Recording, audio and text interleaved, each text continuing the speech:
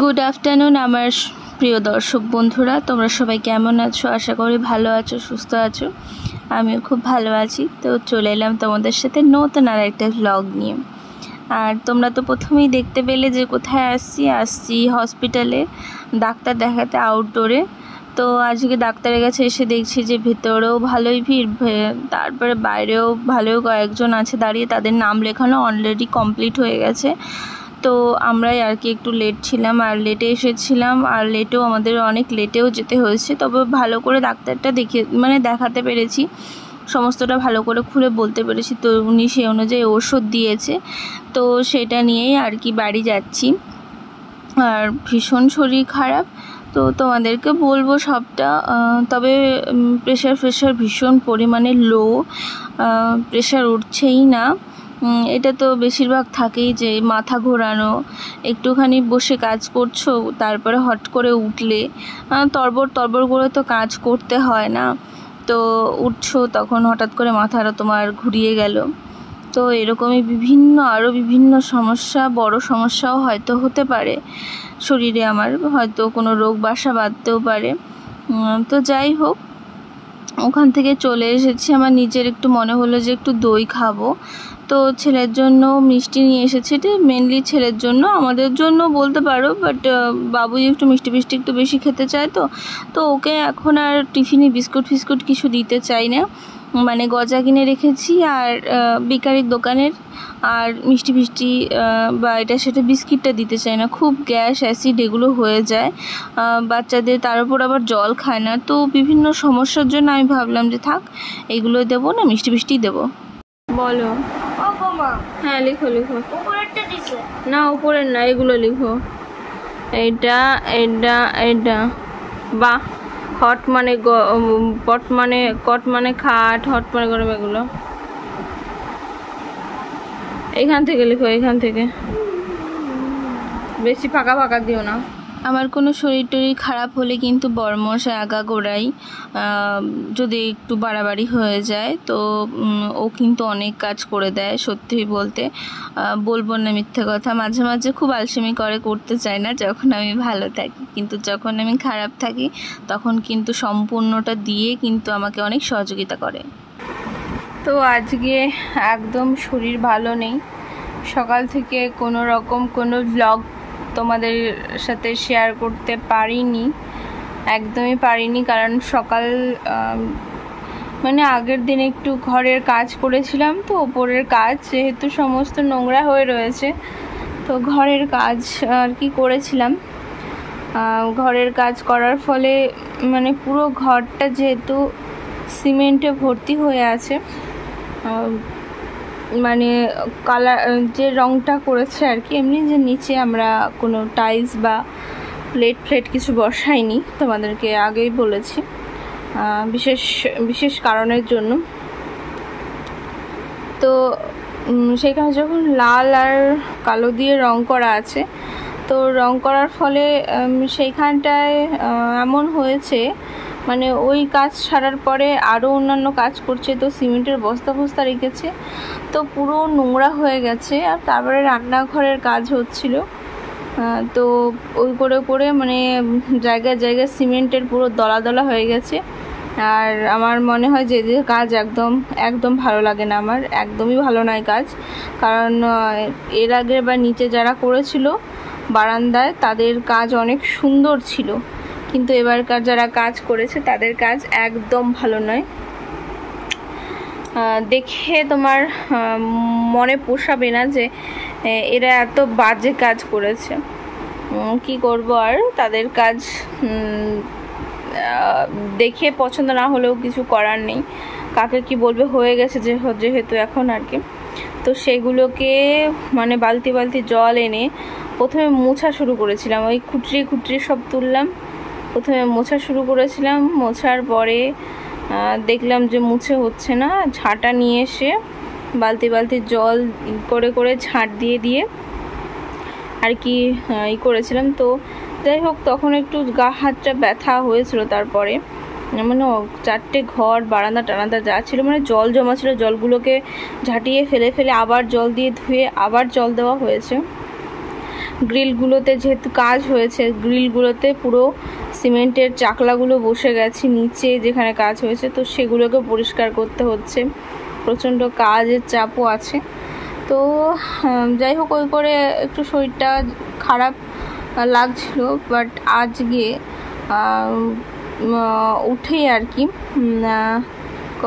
ওই যখন সকালবেলা উঠলাম, উঠার পরে মনে হচ্ছে যেন গলা, পিঠ, বিশেষ করে ঘাড়,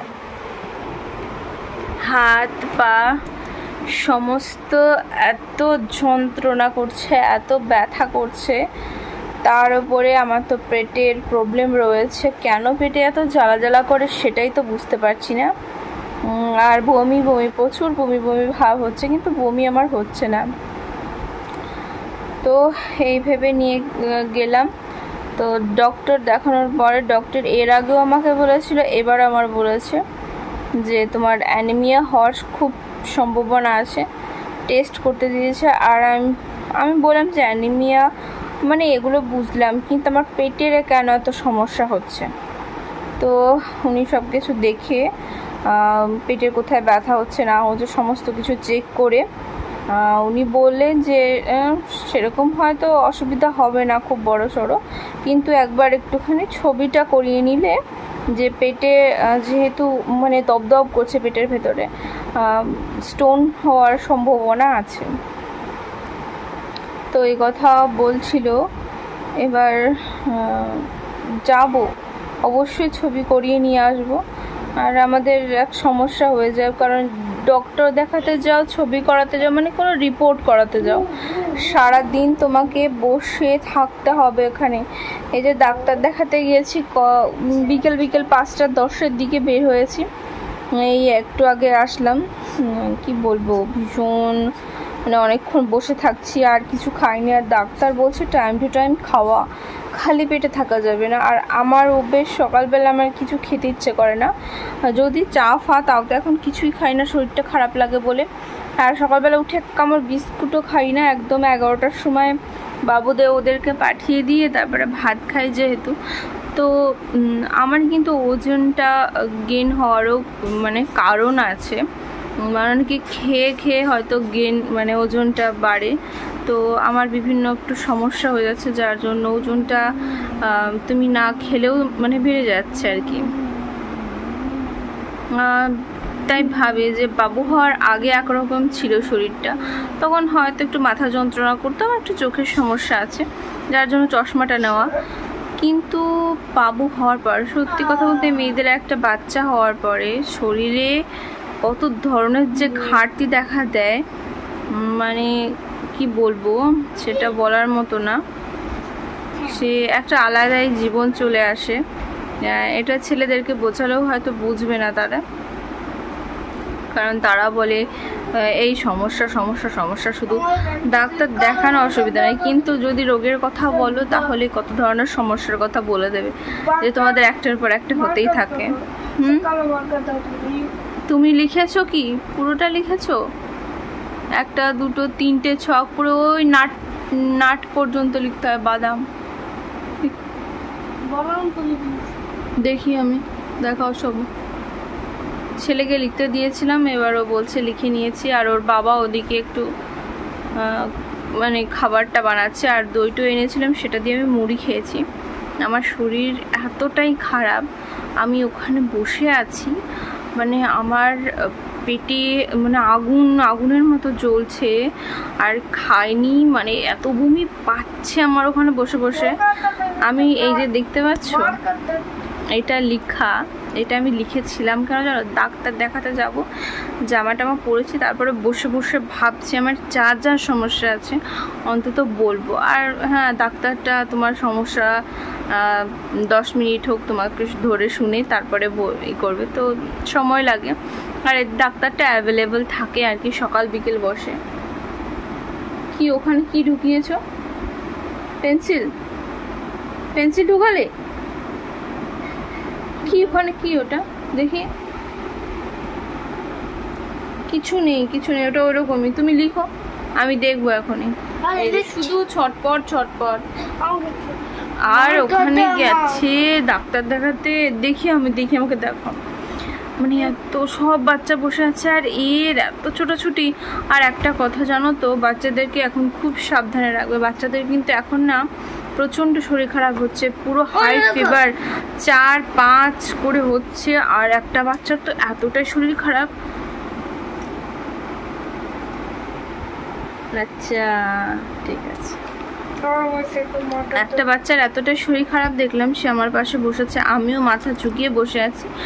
আর সেই বাচ্চাটা চোখ মেলে তাকাতে পারছে না, তার এত শরীর খারাপ, টোলে পড়ে যাচ্ছে, বলছে যে স্কুলে ভালো মতো গেল, কিন্তু স্কুল থেকে মানে আর বাড়ি ফিরতে পারছে না, এতটাই শরীর খারাপ। তার মা এসে বসে থেকে অনেকক্ষণ ধরে, যেহেতু অনেকটা আজকে ভিড় ছিল, এতটা ভিড় থাকে না সচরাচর, মানে বাচ্চারা অসুস্থ হলে একসাথে তো ওইরকম হয় আর কি। সব বাচ্চার জ্বর জ্বর জ্বর জ্বর, এখন কি হয়েছে কি জানি, আবার টাইফয়েড হচ্ছে কতজনের, প্রচণ্ড জ্বরে টাইফয়েড হচ্ছে। এখানটা আবার কি হলো, ফুলে গেল,